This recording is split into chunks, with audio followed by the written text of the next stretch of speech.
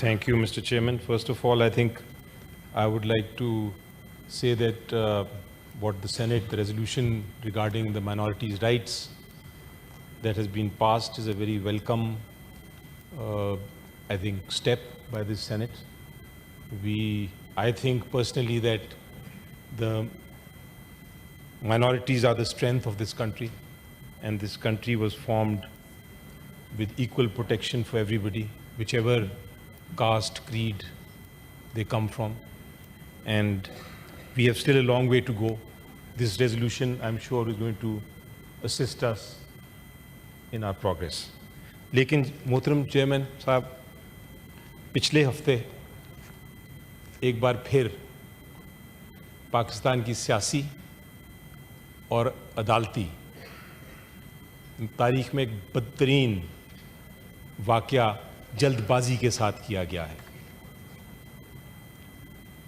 इंसाफ और कानून को टोकरी में फेंक दिया गया है और अदालतों को एक हथियार के तौर पर इस्तेमाल किया गया है पीटीआई के पार्लियामेंटेरियंस, लीडर्स और वर्कर्स को उनके ऊपर सज़ाओं की बारिश करने के लिए। जनाब चेयरमैन, केस का मैं ज़रूर जिक्र करूंगा फॉर द रिकॉर्ड कि किस केसेस में ये सज़ाओं की बारिशें हो रही हैं।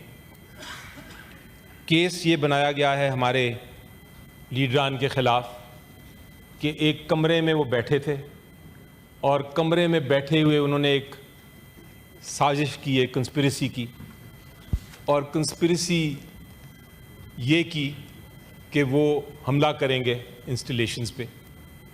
और इस कंस्पिरेसी के गवाह 3 हैं। 3 शख्स जो कहते हैं कि हम छुप के उस कमरे के अंदर बैठे हुए थे।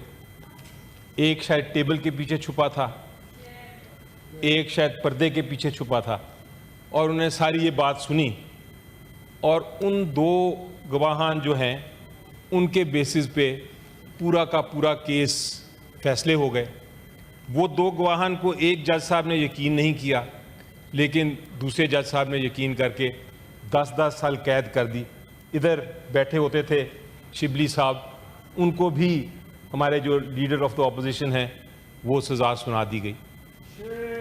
तो जनाब, उसके साथ साथ ये बिल्कुल झूठे मुकदमों में जो सज़ाएं सुनाई गई अभी और भी आ रही हैं, पलक झपकते ही अभी वो उनके ऊपर जो जजमेंट्स थी, जो फैसले थे, उनकी स्याही अभी सूखी भी नहीं थी, तो पलक झपकते ही इलेक्शन कमीशन ऑफ पाकिस्तान भी अंदर आ गया और उसने डिस्क्वालीफाई कर दिया। 1 सेकंड में डिस्क्वालीफाई कर दिया हमारे सारे पार्लियामेंटेरियंस को, हमारे leaders of the opposition National Assembly, leader of the opposition Senate, parliamentary लीडरान और हमारे MNAs, हमारा leader of the opposition Punjab assembly में और हमारे जो पार्लियामेंट्री लीडर पंजाब असेंबली में, हम सब कानूनदान हैं और आइन की टेक्स्ट को भी और आइन की स्पिरिट को भी भरपूर तरीके से समझते हैं और हमने ही आइन बनाया है। जनाब चेयरमैन, आपको बड़ा एक्सपीरियंस है इस आइन का। आर्टिकल 63(1) से आप बखूबी वाकिफ होंगे। आर्टिकल 63 डिस्क्वालिफिकेशन ऑफ पार्लियामेंटेरियंस की बात कर, सज़ा हो जाती है किसी अदालत से और वो सज़ा जो है वो फाइनल हो जाती है। उस फाइनल की लफ्ज़ को अंडरलाइन करता हूं मैं। तो फिर इलेक्शन कमीशन ऑफ पाकिस्तान फैसला कर सकता है डिस्क्वालिफिकेशन का। आर्टिकल 63(1) का जो मफहूम है, जो स्पिरिट है, जो पार्लियामेंटेरियंस ने ही अपने लिए बनाई, वो ये है जनाब चेयरमैन कि जब तक एक फैसला ट्रायल कोर्ट का फाइनल नहीं हो जाता, यानी कि वो अपील में जब जाए और अपील का फैसला फाइनल ना हो जाए और उसके बाद सुप्रीम कोर्ट में जो आईनी पिटिशन होती है आर्टिकल 184(3) की, उसका फैसला ना हो जाए, तब तक election commission of Pakistan disqualify नहीं कर सकता। आर्टिकल 63(1)H कहता है कि a person shall be disqualified from being elected or chosen as or from being a member of the Majlis Shura if he has been on conviction for any offence involving moral turpitude, sentenced to imprisonment for a term of not less than 2 years unless a period of 5 years has elapsed since his release. इसकी तशरीह जो बार बार की है, कोई 8 से 9 judgements हैं supreme court की, और उन्होंने ये कहा है कि इंतज़ार करना है इलेक्शन कमीशन ऑफ पाकिस्तान ने कि ये फैसला फाइनल हो जाए। लेकिन इस केस, हमारे केसों में क्या हुआ, जिसका मैंने कहा कि अभी जजमेंट पे फैसला, ऑर्डर इन द हाउस, सुन लीजिए, फैसला अभी हुआ ही नहीं था, अभी लिखा गया नहीं था, अभी उसकी स्याही नहीं खुश्क हुई थी, तो ये फैसला कर दिया गया। मैं रिकॉर्ड पे कहना चाहता हूं जनाब, इलेक्शन कमीशन ऑफ पाकिस्तान जो है, आर्टिकल 218 में उसका एक आईनी जिम्मेदारी है कि उसने आज़ाद होना है। मैं रिकॉर्ड पे 3 बार कहता हूं कि इन जजमेंट जिस तेजी से ये डिस्क्वालिफिकेशन की गई हमारे लीडर ऑफ द ऑपोजिशन और बाकी रहनुमाओं की, मैं रिकॉर्ड पे कहना चाहता हूं और 3 बार कहना चाहता हूं कि इलेक्शन कमीशन ऑफ पाकिस्तान, ये जल्दबाजी क्या थी जनाब चेयरमैन, क्या इमरजेंसी आ गई थी? खुदा न खास्ता हमारे आइन को कोई आग लग रही थी जो इनको जल्दी से डिस्क्वालीफाई करना था ताकि वो आग बुझाई जा सके? जिन्होंने आग लगाई है वो तो आराम से बैठे हैं, जिन्होंने कुछ नहीं किया उनको आप डिस्क्वालीफाई कर रहे हैं। क्या कोई खुदा न खास्ता इस पार्लियामेंट की बिल्डिंग को नुकसान हो रहा था, जो नुकसान को बचाने के लिए इनको फौरन डिस्क्वालीफाई करना था? जनाब चेयरमैन, जल्दी क्या थी? इंसाफ के तकाजे पूरे कर रहे थे या ये कोई कंस्पिरेसी थी, ये एक स्ट्रेटजी थी? आइन कहता है कि आपका आर्टिकल 10A, बड़ा पीपल्स पार्टी वाले बैठे हैं, उन्होंने आर्टिकल 10A को बड़ा एक फंडामेंटल राइट दी थी हमें और कहा था कि ड्यू प्रोसेस और फेयर ट्रायल होना चाहिए। कहां गया वो फेयर ट्रायल जब ये डिस्क्वालिफिकेशंस हो रही थी? कहां गया ड्यू प्रोसेस ऑफ लॉ? कोई तवील बहस नहीं हुई, कोई गौर व फिक्र नहीं हुआ जनाब चेयरमैन। एक सियासी जल्दबाजी थी और सिर्फ एक मकसद था। मकसद ये था कि जो अच्छे बोलने वाले हैं, जो सच बोलने वाले हैं, उनकी आवाज़ को बंद कर दिया जाए, उनको खामोश कर दिया जाए। इस कार्रवाई का मकसद ये था कि हुकूमत जो है वो हमारे सवालात से शायद घबराती है। हुकूमत जो है वो मुखालफत नहीं चाहती। हुकूमत को अवाम की आवाज़ से डर है। जनाब, ये सिर्फ एक शख्स का मामला नहीं, ये शिबली फराज साहब का मामला नहीं, ये उमर अयूब खान साहब का मामला नहीं, ये सिर्फ इजाज़ चौधरी साहब का मामला नहीं, ये ज़रताज गुल का मामला नहीं है, ये साहिबजादा हामिद रज़ा साहब का मामला नहीं, ये अहमद चट्टा साहब और राय हसन नवाज या अहमद बच्चर साहब का मामला नहीं, ये अकबर चित्राल साहब का मामला नहीं, ये सिर्फ मैं कहूँगा एक पार्टी का, पीटीआई का मामला भी नहीं है। जनाब, ये ऑपोजिशन में जमहूरियत के रोल का मामला है। What is the role of the opposition in a democracy?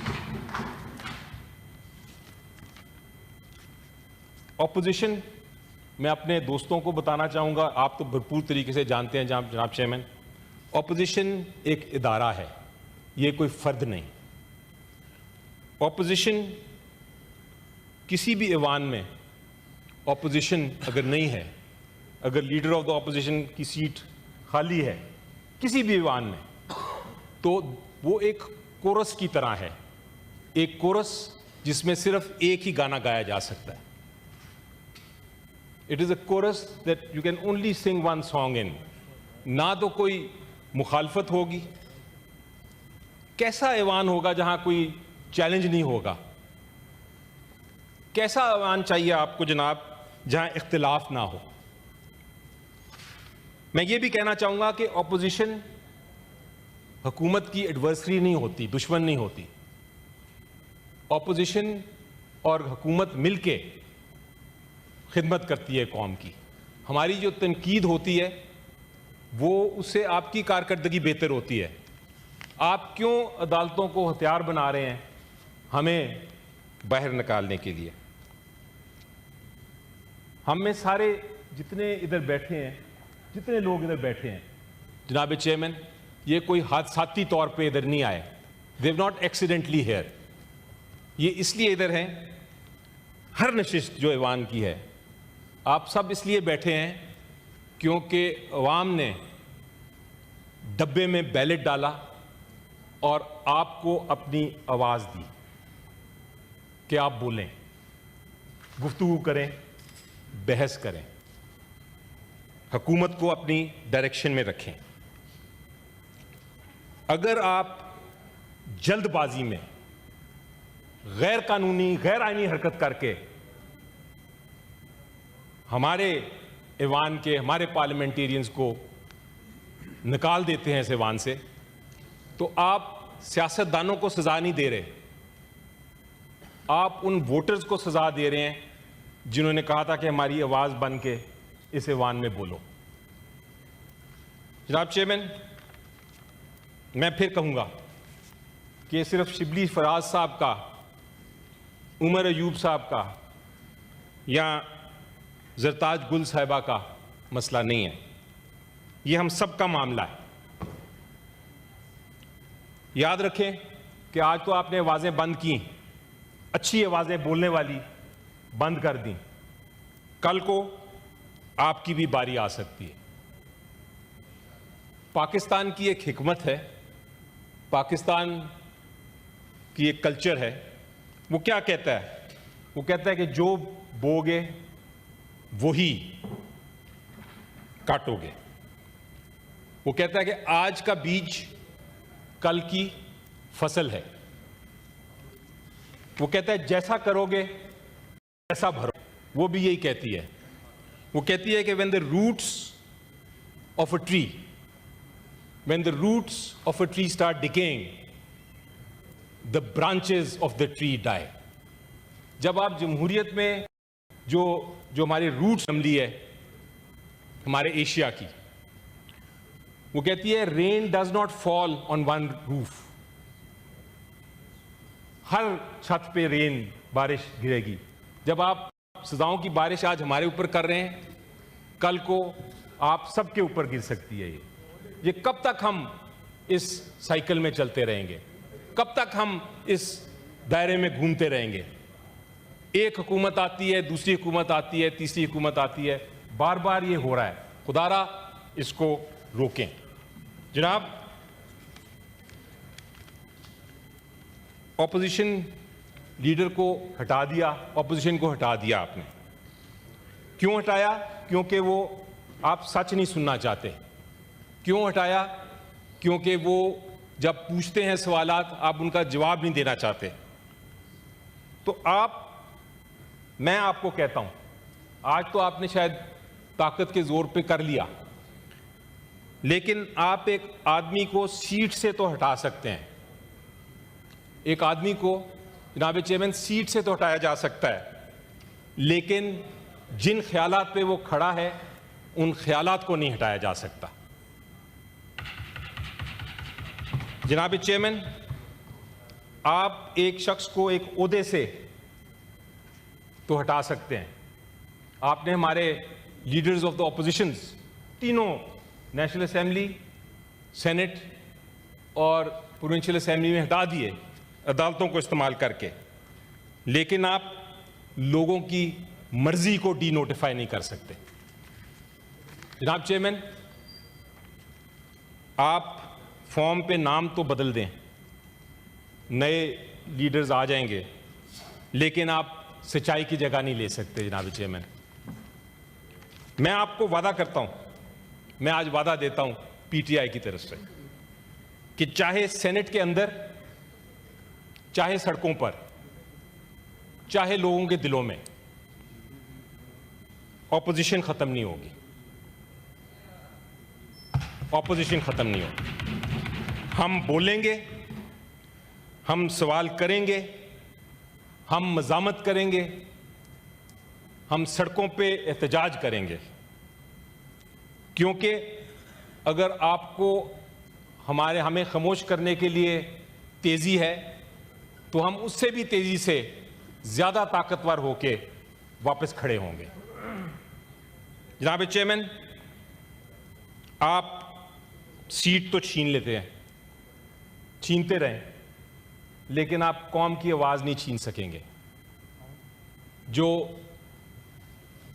आखिर में मैं ये कहना चाहूँगा जनाब चेयरमैन कि जो सेइंग है अरबी की कि जस्टिस, और ये बड़ी अहम सेइंग है कि एज यू जज सो शैल यू बी जज, एज यू जज सो शैल यू बी जज्ड। मैं आखिरी बार ये कहूँगा, ये वार्निंग है। आप जो कर रहे हैं कल को आपके साथ वापस होगा।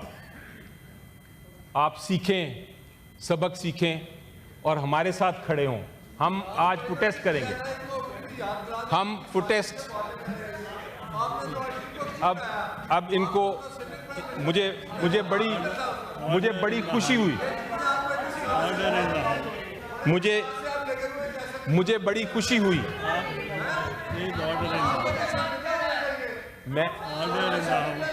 मुझे अब अगर ये बैठ जाएं तो मैं बात करूं।